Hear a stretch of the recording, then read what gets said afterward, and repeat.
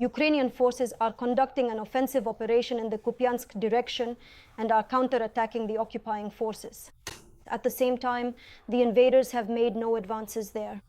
This is contrary to their claims, according to analysts from the Institute for the Study of War.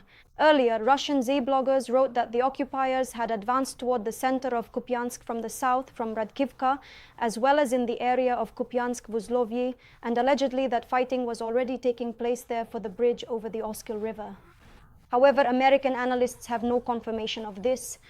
Ukrainian forces on the Kharkiv front are currently conducting two operations, an offensive in the Kupyansk direction to establish fire control over logistical routes, and a defensive operation to the north and east of Kharkiv itself in order to push the enemy as far away from the city as possible.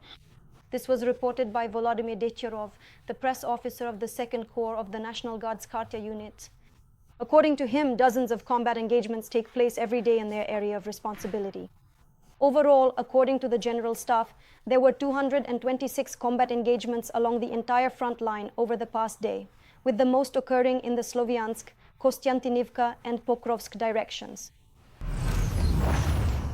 Every morning brings a new fire in the swamps, and by now, the scale of these blazes allows Russians to film the smoke and flames from any corner of their city. Today, the logistics infrastructure came under attack, and once again, it was the wildfires warehouses in the Leningrad and Moscow regions. The one located near St. Petersburg covers an area of over 150,000 square meters. This was the last key center of the company in the Leningrad region.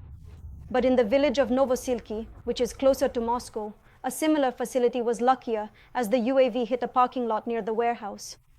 The regional governor also reported damage to an electrical substation and an administrative building. Drones also attacked an oil refinery in Syzran during the night. In total, according to monitoring estimates, about 400 drones were flying toward Russia. Some of them cut off electricity in the occupied parts of Kherson and Zaporizhia regions.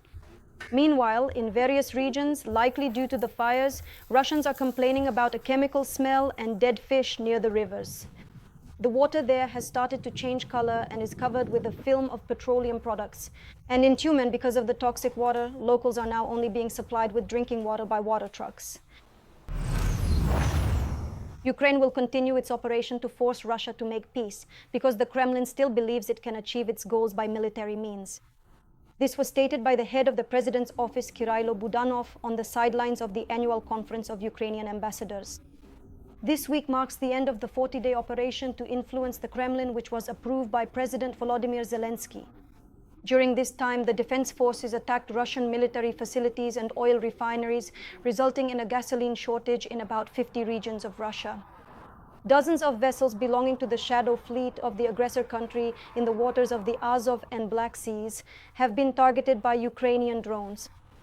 In the past 2 weeks, logistics warehouses of the Wildberries marketplace have been burning across Russia. Meanwhile, Russia has also intensified its missile raids, including the use of ballistic missiles. Budanov also commented on the recent statement by US Secretary of State Marco Rubio that Washington intends to step up efforts toward a peaceful settlement. According to the head of the Office of the President of Ukraine, the Americans will try to find out how feasible this dialogue is at the moment, because Russia still believes it can achieve its goals by force. So far, I see that they believe they can achieve their goals by military means. This is a false assertion, and all these years have proven it. For them, the war is essentially at a dead end. Yes, there are some combat operations with advances and without advances. There are our advances and there are their advances. Strategically, it has long been at a dead end. They are planning a mobilization for the fall. For what purpose? For Donbas? Please, don't rush. Not a museum exhibit, but a combat vehicle that is still effectively destroying the enemy. The BM-21 Grad, with the call sign Nautilus, which for more than half a century has remained a formidable weapon in the hands of the artillerymen of the 148th Air Assault Brigade. Despite its venerable age and the threat from drones, this 15-ton landship continues to strike the occupiers from open positions. And when it came under attack itself, the crew not only evacuated the damaged vehicle, but also rescued their fellow soldiers along the way. About the people who prove that in war the main thing is not the age of the equipment, but the skill of those who operate it. More on this in the report by TSN correspondent Daria Nazarova. A weapon that could have become a museum exhibit, but even today it appears in Frontline reports every day. The BM-21 Grad relentlessly covers enemy targets with a barrage of rockets. The soldiers have just returned from morning firing exercises. They've hidden the vehicle in a revetment away from prying eyes. Every single day and every single night, we find ourselves on adventures. The Grad is driven by Nemo. His vehicle also has a call sign, Nautilus. I had never driven trucks, never in my life. The guys taught me, showed me how to shift gears, and after that, everything just went on its own. At first, I drove a Zil, and now this one is a Ural. At the front, the man fought in the infantry since 2022, so he knows how important fire support from comrades is on the front line. We have constant shelling. There wasn't even a pause. There were no breaks at all. Mines, shells were falling, everything. So they started targeting it. When the Grad fires for half an hour, no one shoots. Half an hour. That's our breather. There, we take care of our own things, dig in a little, or even just have a smoke. When we hear our guys firing, it immediately gets 100% easier for us. Due to the abundance of enemy drones along the front line, most brigades are forced to hide their Grads in forest belts. Nautilus carries out combat missions in open terrain, striking targets under extremely difficult conditions. Mainly it targets ground infantry, armored vehicles, and various types of protective shelters. Its effectiveness lies in the fact that it fires a salvo very quickly, launches its rockets very fast. If the target is specific and we know for sure that we'll hit it, we can fire all 40 rockets at once and it will be very effective. A salvo takes about 20 seconds. All 40 rockets are launched at once and cover an area of more than 2 hectares. The artillerymen themselves have also come under attack from enemy drones more than once. As they say, luck saved us from death. We were hit by about 3 FPV drones, after which we still managed to drive more than a kilometer.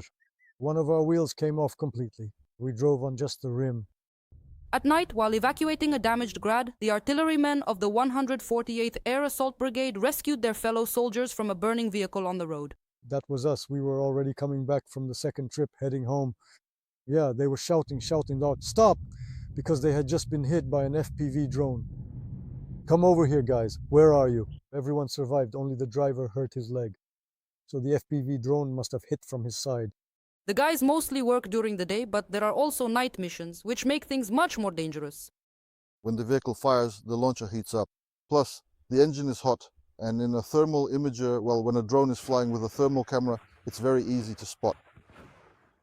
During the day, we can see things visually, but at night, we can't see anything when something is flying.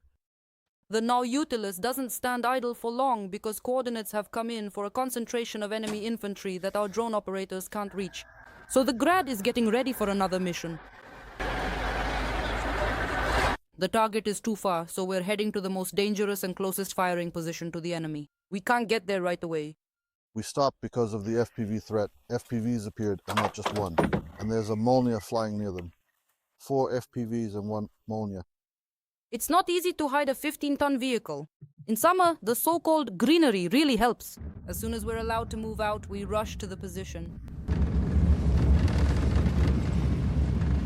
40 seconds to aim, and the first 3 rockets are launched at the occupiers. Now we should be able to deliver a proper salvo because there were 2 ranging shots. How many? 14, fire. I have received that loud and clear. We have discharged our weapons and are now making a rapid departure from our current position. After the salvo, a bunch of FPV drones always show up. They start hunting? Of course. Now they'll try to figure out where the shots came from. And moreover, another shell just flew out. Back at the site, the guys are once again servicing the Grad and loading the next batch. They say the rockets hit the target. We were specifically aiming to strike a large concentration of both military equipment and personnel. So the target was selected with a high degree of precision, and we executed the entire operation with remarkable speed. After just one minor adjustment, we were able to successfully neutralize the intended objective. Daria Nazarova, Andriy Kupovka, Zaporizhia, TSN 1+1. 136 were launched, 117 were destroyed. We have the statistics on the drones that the Russians used to attack Ukraine overnight. In addition, from the Rostov region, the occupiers launched an Iskander ballistic missile. It, along with 14 enemy drones, reached their targets. In 3 other locations, debris from downed objects fell. The Air Force warns the Russian attack is ongoing and there are still UAVs in the airspace, so during bad weather, do not ignore the air raid alert and do not leave shelters until the threat has passed. Russian forces killed 2 sisters, aged 5 and 10, in Sumy. They dropped guided aerial bombs on residential areas and infrastructure facilities. One of the bombs struck a house where a family was sleeping. The bodies of the girls were recovered from under the rubble. At another address, a pensioner died under the rubble of her own home. 4 more women and a man were injured. In the Richki community, a drone attacked a residential property, and in the Shoska community, a civilian man was targeted. In parts of the Sumy region, there is a large-scale power outage due to Russian attacks. Once again, Russian terrorists targeted civilians in Odessa and Mykolaiv regions. In Mykolaiv, an 89-year-old woman was killed. 7 more people were injured. In the Halitsinivska community, a warehouse caught fire due to a drone attack, and in the Odessa region, 2 people were injured in a drone raid. As a result of the shelling, a private residential house was destroyed. The occupiers struck Drushkivka in the Donetsk region with 5 FPV drones. A civilian was killed and 3 more were injured. A local resident in Vysokoivanivka was also unable to escape. He died.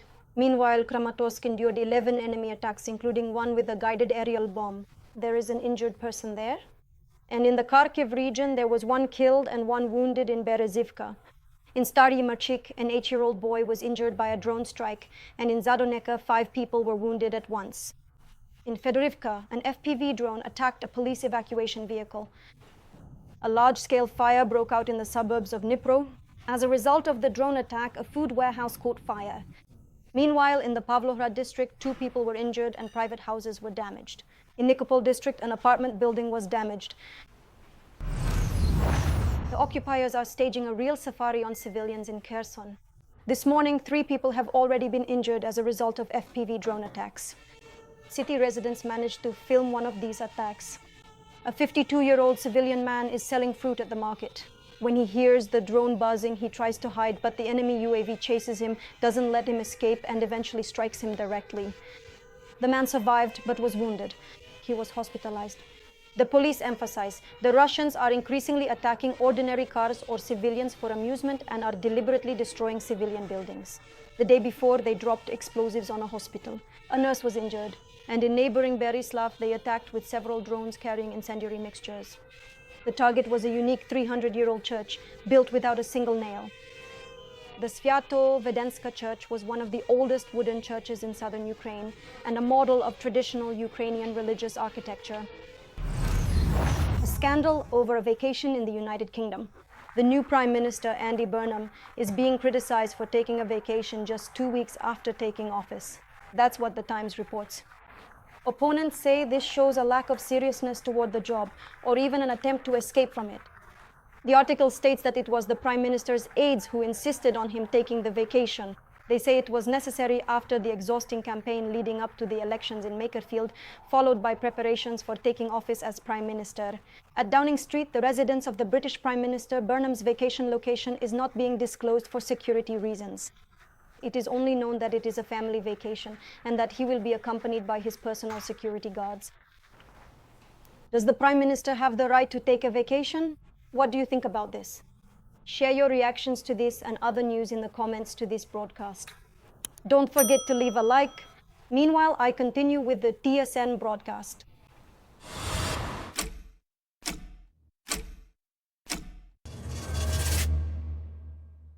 A 40-degree heat wave has hit Europe. The highest level of danger has been declared in 25 cities in Italy. Temperatures there will reach 40 degrees, so a red danger level was issued for 25 out of 27 major cities in the country, warning of a high health risk, not only for vulnerable groups, but for all citizens. A warning has also been issued in the Netherlands. In some regions, air temperatures are reaching 35 degrees. Against the backdrop of abnormally high temperatures, wildfires continue to rage across Europe, and rivers are also reaching record low water levels. In France, by the end of July, water levels in small rivers and streams had reached a historic low for this time of year. The dehydration of the Danube is also causing serious problems. Recently, Romania even changed the direction of the water flow to ensure the operation of the Cernavoda nuclear power plant. However, in the end, they had to import electricity from Ukraine. Hungary is also struggling with the same natural disaster, as its only nuclear power plant, Pax, is also at risk of shutdown because the water level in the main river is too low. Moldova is introducing electricity saving measures due to the low water level in the Dniester.